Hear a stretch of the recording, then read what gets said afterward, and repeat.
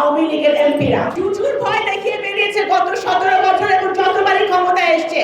বাংলাদেশ জাতীয়তাবাদী দল ধর্ম নিয়ে কখনো রাজনীতি করে না। এই প্রেস ক্লাবের এই হল আপনাদের জন্য যথেষ্ট নয়। আজকে একটা বিশাল সভা জায়গা।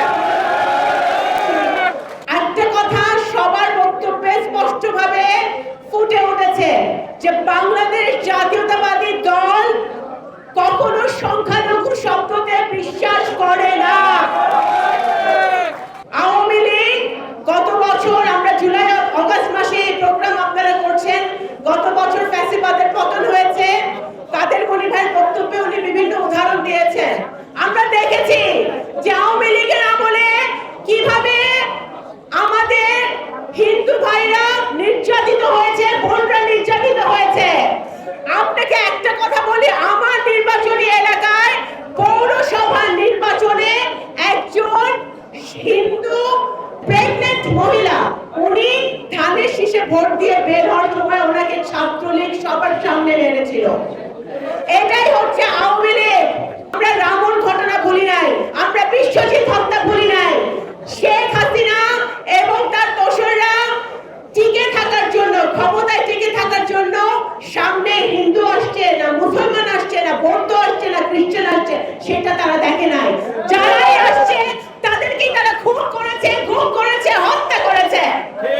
গত 17 বছর ধরে যত লোক, যত আমাদের হিন্দু সম্প্রদায়ের ভাই বোনদের জায়গা দখল হয়েছে, জমি দখল হয়েছে, পূজা মণ্ডপে আক্রমণ হয়েছে, সব করেছে লোকাল আওয়ামী লীগের এমপিরা। জুজুর ভয় দেখিয়ে বেরিয়েছে গত 17 বছর এবং যতবারই ক্ষমতায় এসছে।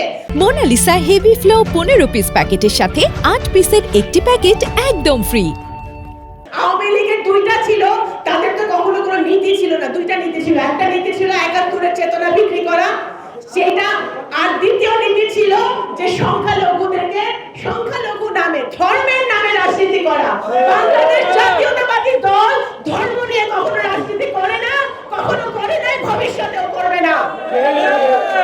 আপনারা 31 দফায় দেখেছেন আমাদের জনাব তারেক রহমান যে 31 দফা দিয়েছেন ভবিষ্যৎ বাংলাদেশের জন্য, ভবিষ্যৎ প্রজন্মের জন্য। আমার সামনে সারা বাংলাদেশে বহু ইয়াং জেনারেশন আজকে ভাই বোনরা এসেছেন।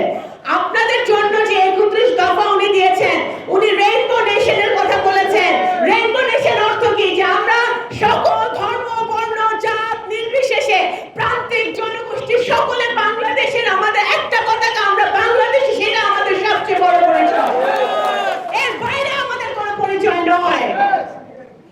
আজকে বিএনপি সেই রাজনীতিতে বিশ্বাসী, সেই আদর্শে বিশ্বাসী এবং সেই রাজনীতি নিয়ে আমরা সামনের দিকে এগিয়ে যেতে চাই। সুতরাং এই জুজুর ভয়ে আপনারা ভয় দেখাবেন না। গত বছর অগাস্টের 5 তারিখে মহিলা পালায় যাওয়ার পরের দিন আন্তর্জাতিকভাবে একটা প্রপাগান্ডা ছড়াইছিল যে বাংলাদেশে নাকি সংখ্যালঘুদের উপর নির্যাতন হচ্ছে। ভাইরা, আমরা জানি যে আমাদের হিন্দু ভাইরা মুসলমানদের ঘর পাহারা দিছে, মুসলমানরা হিন্দু ভাইদের ঘর পাহারা দিছে।